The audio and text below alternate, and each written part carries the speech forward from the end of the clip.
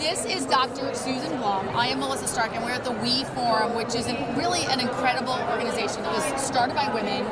It's all women volunteers, and it's really about health and wellness and changing our behavior. Yes. So we have an autoimmune expert, preventative medicine and chronic disease specialist. Right. So this is your first time here. So what's your message going to be? Like, what are you going to tell us all? Well, what I want everybody to know is that, this conference is very focused on food, right? Which is great because I believe in using food as medicine. It's what I use and teach at the health center where I'm the founder and director of Blum Center for Health, and I have a couple of books, and it's all about using food as medicine to reverse and treat and heal your chronic health issues.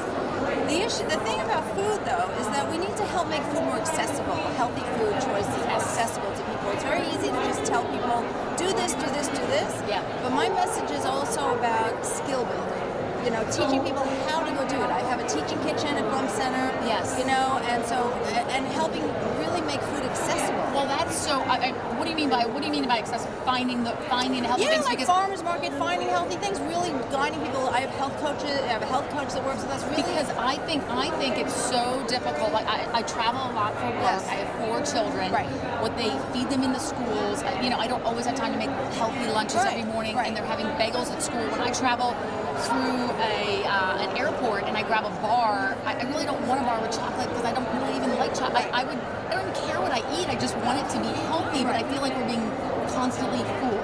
Yes, we're being constantly fooled, and we know a lot of people here and a lot of women are very knowledgeable, and they have their lists and they know what they should do. Yes. And we need to help make it easier for them. Okay, so how can we do that? Well, what we can do is give people skills or teach them how to shop, right? Here's where you can go. You shop these, like Stop and Shop even. Stores, they have organic food.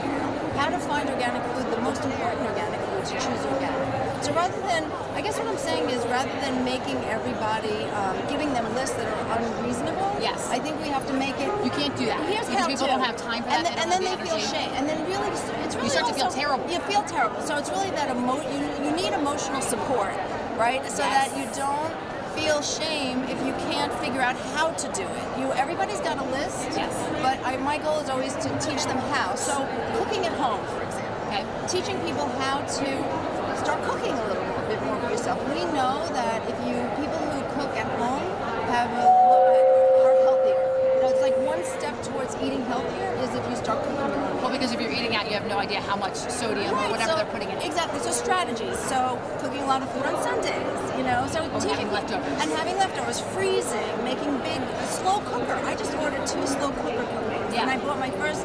I'm late to the game. I can't believe I never used a slow cooker before. You throw all the stuff in a pot, you turn it on, and you come home from work and all the food's in there. And there's like healthy, vegetarian, vegan, paleo. There's all sorts of recipes for your slow cooker. This is what I'm talking about. Strategies. But in terms of what we're putting in our slow cooker, do we start with? We should just switch to all organic. Well, no. So here's the other thing about organic. Because that also is overwhelming and it's expensive. It's overwhelming and it's very expensive. And so that's another place where we need to help people not feel bad about themselves. Sometimes people just give up. They're like, well, I just can't do that. I can't afford it. I can't find it. There are food deserts around the country where people don't even have access to organic food. And so I send people to the Environmental Working Group has a great website. I don't know if you know that website. It's ewg.org. So Environmental Working Group, ewg.org. You can go to that website, and they have something called the Dirty Dozen and the Clean 15. Okay. And so this is, again, a way we can support you to make the most important changes that we hope you can do. Because eating organic raw food is not possible for most people in this country. It's just not. And so you can, though, you should eat organic and prioritize the dirtiest food. Yes. And so the Dirty Dozen, those foods, you should really avoid eating unless they're organic because they're going to be the most contaminated. Right. And the Clean 15, the cleanest foods, you don't need to buy organic. And so I think there's a way we can help people with their budget by narrowing down which foods are the most important. And I want to go back to the autoimmune because that's something that obviously has risen and just sort of blown. I don't know if it's awareness or just that people are getting treated more. It's an epidemic. That's what I was thinking. We have an epidemic of autoimmunity. Yes. And we have an epidemic of inflammatory diseases. which heart disease, depression, cancer. Well, food, when you look at triggers for autoimmunity and triggers for inflammation, food is number one, right? It's on the list. So you have to look at all the triggers. There's a saying in functional medicine, so I practice functional medicine, and we call it root cause medicine. It's finding all those tacks and removing them. So if you're sitting on a tack and you have pain, conventional medicine would say take Advil, or take pain meds. You just mask You're masking the symptoms. Instead, we want to find all the tacks you might be sitting on and remove them. Food is definitely one of the tacks.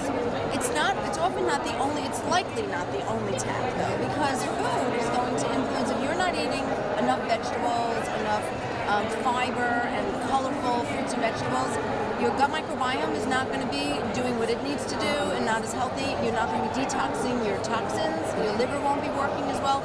The food you eat also has a secondary effect on the functioning of certain systems in the body. So the tacks, the things that trigger autoimmunity and cause the immune system to be out of balance is food, stress and stress hormones, the gut health, the gut microbiome, and toxin load, too many toxins like mercury and heavy metals, and the glyphosate, the pesticides and herbicides, and all these toxins in the environment. And number 5 that triggers autoimmunity is also infections, like Lyme. We have this Lyme epidemic. Sure. Yes. And so everybody has to go through that checklist. So in my first book, The Immune System Recovery Plan, I take everyone through those steps.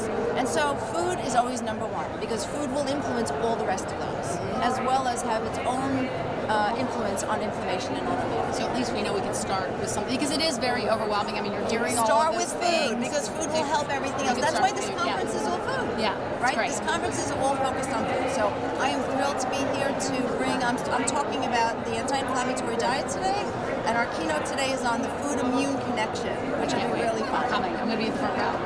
Thank you so much. Thank you. Very nice to meet you. Nice to meet you.